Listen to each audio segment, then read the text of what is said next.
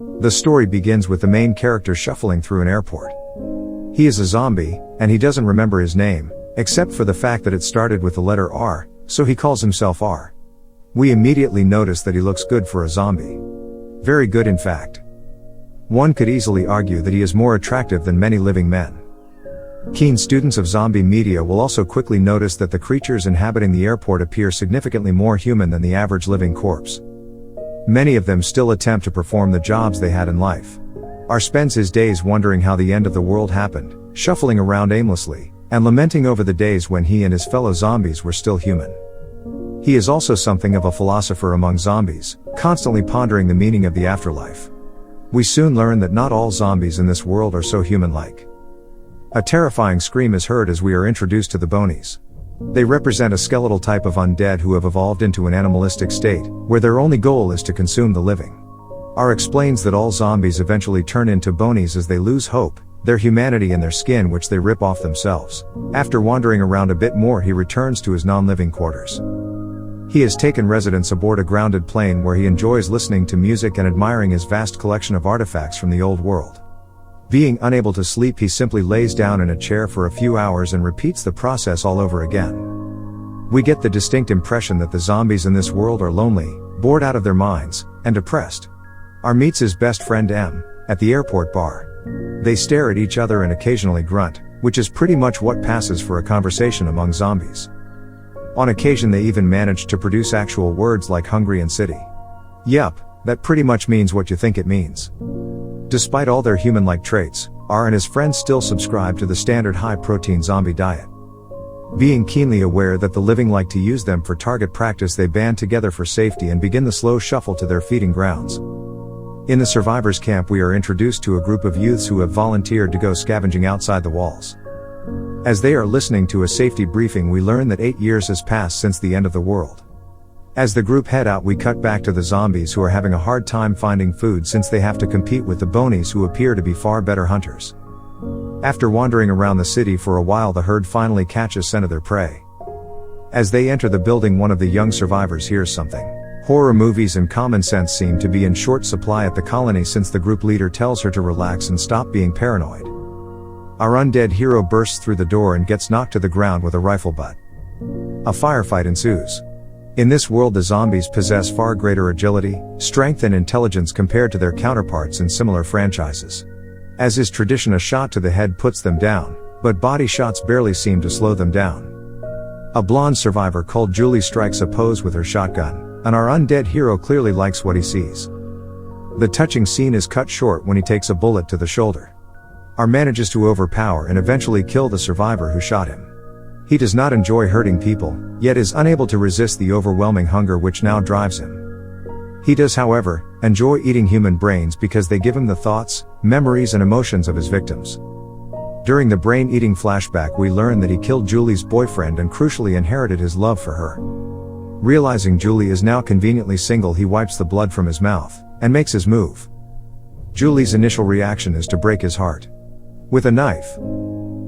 Once Julie runs out of weapons and places to hide, she is much more welcoming to his advances. He puts some zombie blood on her face, thus making the pack think she is one of them. R eventually manages to utter the words safe and come. Julie is confused and terrified, but she doesn't really have much choice, so she comes with R in his pack. She gets a few strange looks, but our undead Romeo manages to safely escort her to his plane. At this point, Julie must be thinking that he brought her home as packed lunch. She curls up into a ball and starts crying. R attempts to calm her down, and to explain that he does not intend to eat her, but this only scares her more. He finally decides that she needs some space, so he leaves the plane, and decides to get to know her better by snacking on some leftover brains, belonging to her recently deceased boyfriend. Here we learn that she was fond of sneaking out, through a secret underground tunnel and exploring the ruined world outside the colony. R manages to calm her down by providing her with a blanket and some music, and Julie manages to fall asleep. When she wakes up, she asks him to get her some food. As soon as he leaves, she attempts to escape but quickly realizes that the airport is crawling with the dead who can smell her. R manages to find her first. He camouflages her with some of his blood and teaches her the ways of his people. Julie quickly learns the quintessential shuffle and grunt and manages to blend in. At this point, she begins to trust R and starts feeling safe around him. The two bond, but she once again asks to leave. R wants her to stay, so he lies and tells her that she needs to wait a few days so the others will forget her. She agrees and they spend the days driving cars, listening to music, and enjoying each other's company. As the days drift by, the two grow closer. We can also see our undead hero becoming more human both in attitude and appearance. All seems well until one night Julie disappears. R finds her surrounded by zombies and saves her once again. She explains that she is tired of waiting and wants to leave. R has an awkward conversation with his best friend M, who does not approve of mixed living couples. A Boney appears and the couple begin to run until they are cornered by 3 more Bonies. They are however saved by M, who had a change of heart. The couple eventually reach a car and begin driving towards the survivors' base. After being caught out in the rain, Julie decides to stop in an abandoned house. Before turning in for the night, Julie invites him to sleep next to her as she is afraid of sleeping alone. Meanwhile, back at the airport, the unlikely couple has caused some of the other zombies to become more human, and it appears their hearts are beginning to beat once again. Back at the house, Julie hears some commotion and looks out the window. She sees her father, who is the commander of the colony, along with some soldiers. Julie, however, does not reveal herself as she knows the soldiers would kill her favorite zombie on sight. In classic romantic comedy style, Julie complains that her clothes are wet and begins to strip. She asks him not to look, but he of course looks anyway.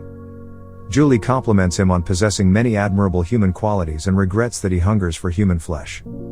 R confesses to killing her boyfriend and gives his watch as proof. He also apologizes several times. She takes the news rather well and attempts to get some sleep while he settles into another night of staring at the ceiling. Then something unprecedented happens. R falls asleep and has a dream about Julie. When he wakes up the next morning, she is gone. The heartbroken zombie eventually accepts that she has returned to her own kind. He hopes to find her on the road, but instead finds his pack and his best friend M. We immediately see that M is much more human. R learns that he has made an enemy of the Bonies, who have exiled his pack and are now hunting for him and Julie. M also speaks of his dreams and is delighted to see how his pack members are becoming more human. R is eager to find Julie and tell her about these new developments, as he hopes they may lead to a lasting peace among the more evolved undead and the living. He quickly persuades the pack to help him, and his merry band heads for the colony. Once there, he uses the memories from Julie's departed boyfriend to find the secret passage leading inside. He puts on his best impression of a human and manages to blend in.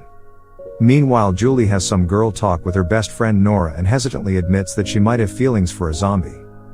In true Shakespearean fashion, Julie takes her place on a balcony as her undead Romeo woos her from below. The conversation wakes Nora, who knows meeting men in the apocalypse is hard, so she doesn't mind when her roommate brings a dead guy home.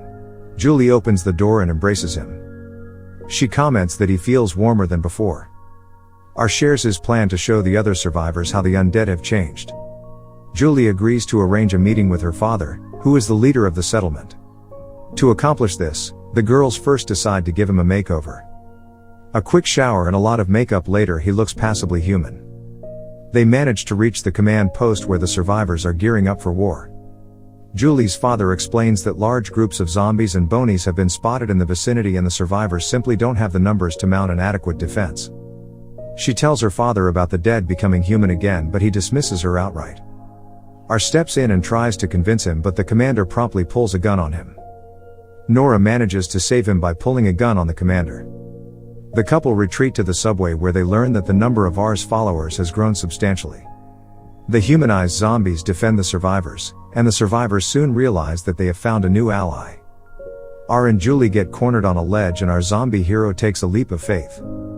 After emerging from the water, the couple share a passionate kiss and R's eyes become human. The tender scene ends abruptly as Julie's father expresses his disapproval over mixed living couples. With a gun, he is determined to execute her boyfriend, but Julie protects him. She gives an impassioned speech and notices that R's gunshot wound is bleeding. The blood in the water sways the soldiers, who begin putting their weapons down, and the commander orders his troops to treat the zombies as allies. The combined human and zombie armed forces annihilate the Bonies.